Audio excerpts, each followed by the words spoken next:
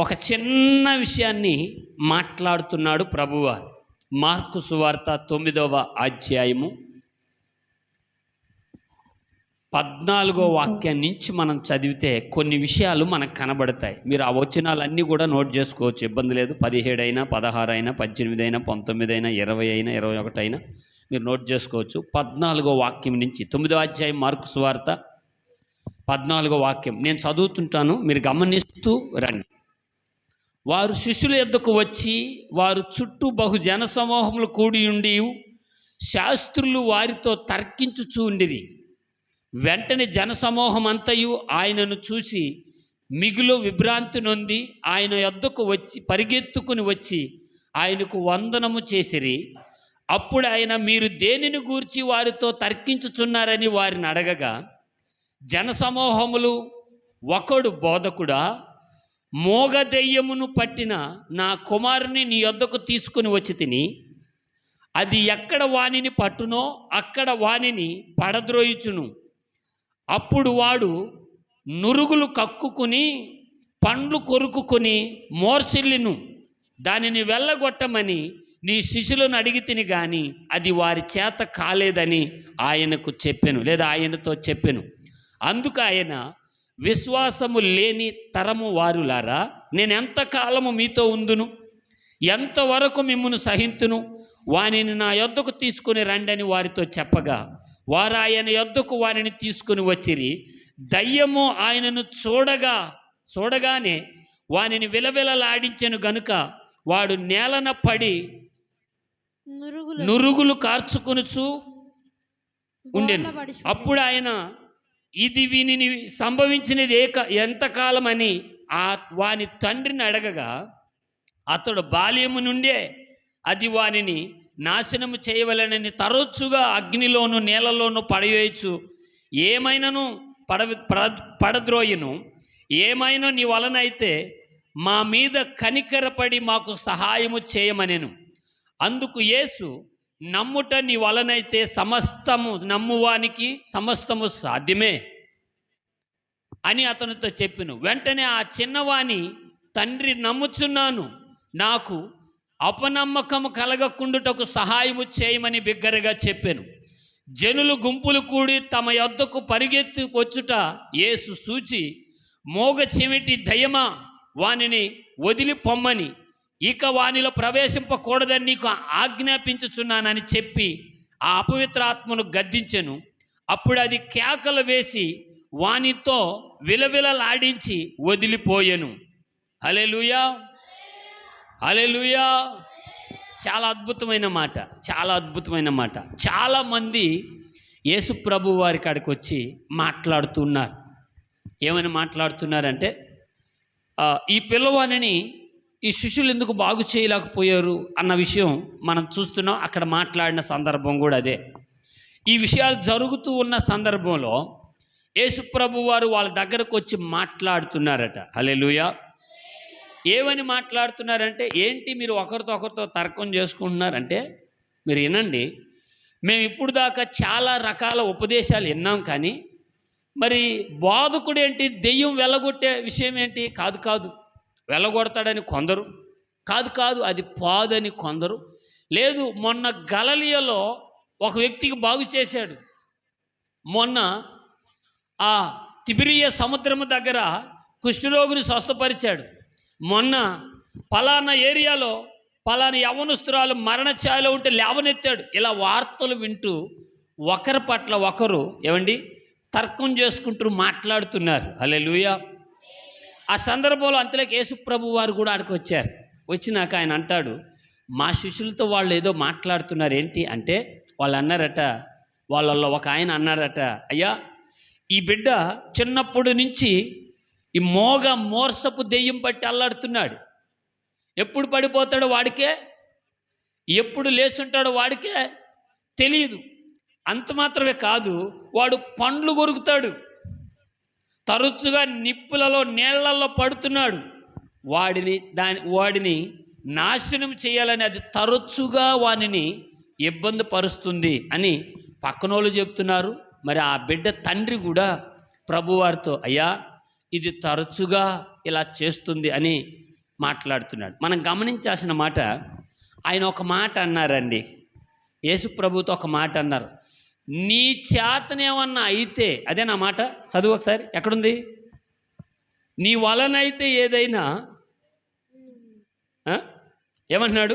అది వానిని నాశనము చేయవలనని తరచుగా అగ్నిలోను అవును నీళ్ళలోను అవును పడద్రోయును అవును ఏమైనా నీ వలనైతే, అదిగో గమనించండి, ఏవైనా నీ వలన అయ్యే పని అయితే మా మీద కరుణపడి, అయ్యా ఒక్కసారి మా మీద కరుణ చూపించి మాకు సహాయము చేయమనెను. నాకు నా భార్యకు ఏకైక కుమారుడి వీడు, కాస్త మాకు సహాయము చేయమని అందుకు యేసయ్య నమ్ముట నీ వలనైతే ఏమంటున్నాడండి? కొట్టండి టిక్కు. హల్లెలూయా, టిక్కు కొట్టండి. మీరు గమనించండి, ఆడొక టిక్కు కొట్టున్నాడు ఈ సైడు, నమ్ముట నీ వలనైతే నమ్మిన వారికి సమస్తము సాధ్యమే. హల్లెలూయా. నేను నమ్ముతున్నాను, నేను స్వస్థపరుస్తాను అన్నాడా? నమ్మువానికి సాధ్యం అన్నాడా? నీకు నమ్మకం కలిగితే సమస్తాన్ని నేను లోపరుస్తాను, నీ పట్ల జరిగిస్తాడు. ఆమె ఇంకో మాట చెప్పనండి, ఆయన జరిగించడు, అది జరిగేలాగా నువ్వు చేస్తావు. ఆయన జరిగించడు, అది జరిగేలాగా, ఎందుకంటే నీ నమ్మకం అంతా క్రీస్తు మీద ఉంది కనుక. ఆమె ఆ మాట అనగానే ఆయన ఏమన్నాడండి? మీరైతే ఏమంటారు ఒకసారి నాతో చెప్పగలరా? మనమైతే ఏమంటాం? నేను నమ్ముతున్నాను ప్రభువా, ఖచ్చితంగా మీరు నా పట్ల ఈ కార్యము చేస్తావని అట్లా మనం అంటాం, కానీ అంటాం కానీ ఉండలేం. ఆయన అన్నాడు చూడు, అయ్యా నాకైతే నమ్మకం వస్తుంది కానీ నాలో అపనమ్మకం టన్నులు కొలది ఉంది. ఏముందంట? ఏ నమ్మకం ఉందంట? చెప్పండి. నమ్మకంలో మరొక నమ్మకం. ఏ నమ్మకం అని అంటాడు. ప్రభువా నువ్వు అన్నింది నిజమే, నమ్మే వ్యక్తికి ఎవరికైనా సమస్తం జరుగుతుంది, కానీ నాలో ఏముంది? నా బిడ్డ ఖచ్చితంగా దీని నుంచి విడిపించబడడు అన్న ఒక అపనమ్మకం నాలో తెస్టేసుకొని కూర్చో ఉంది. గమనించండి పిల్లరా, 2025 సంవత్సరంలో అడుగు పెట్టాలని కోట్ల ప్రజలు ఆశపడ్డారు. చాలామంది అడుగు పెట్టలేదు. పెట్టారా? న్యూస్ పేపర్ చూడండి, న్యూస్ చూడండి, ఇప్పుడు సోషల్ మీడియా అందరికి ఫ్రీగా. చాలామంది 2026లోకి అడుగు పెట్టలా. ఈరోజు దైవ సంకల్పం నువ్వు ఉన్నావంటే చప్పట్లు కొడుతూ దేవునికి స్తోత్రం చెప్పాలి. హల్లెలూయా. మళ్ళా చెప్తున్నాను, నీ బుద్ధి బలము, నీ జ్ఞాన బలము, నీ ఆయుష్ బలము, నీ బలగము, ధన బలగము, జన బలగము కాదు నిన్ను ఈ సంవత్సరాలు అడుగు పెట్టించింది. దైవ సంకల్పం లేదా దేవుని దయ అని చెప్పాలి. స్తోత్రం. హల్లెలూయా.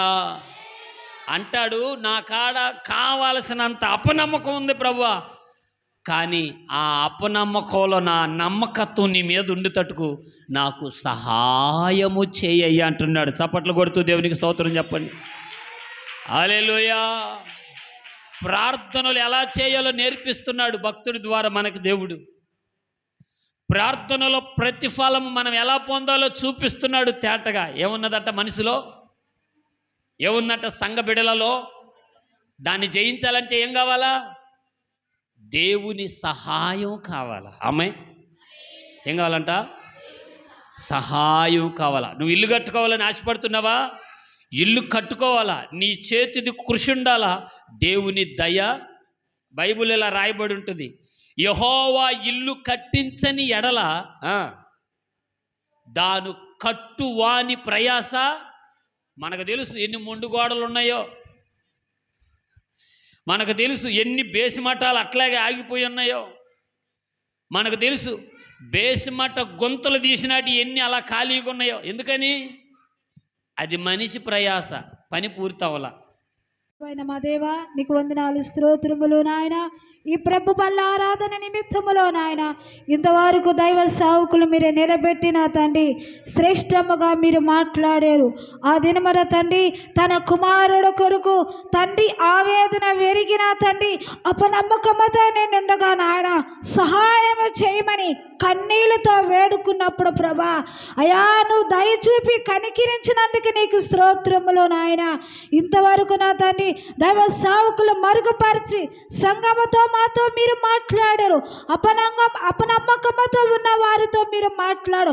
విశ్వాసాన్ని బలపరచుకోమన్నావు. ఇదిగో అపోస్తుల విశ్వాసాన్ని అభివృద్ధి పరచమని అడిగారు నాయన.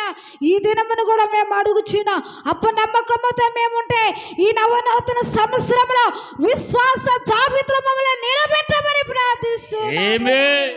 ఈ సంవత్సరం అంతటిలో కూడా నాయన నీ కనికరము చొప్పున మమ్మల్ని నడిపించమని ప్రార్థిస్తున్నాము నాయన. నీకు స్తోత్రం అయ్యా, నీకు వందనాలు చెల్లిస్తున్నాం.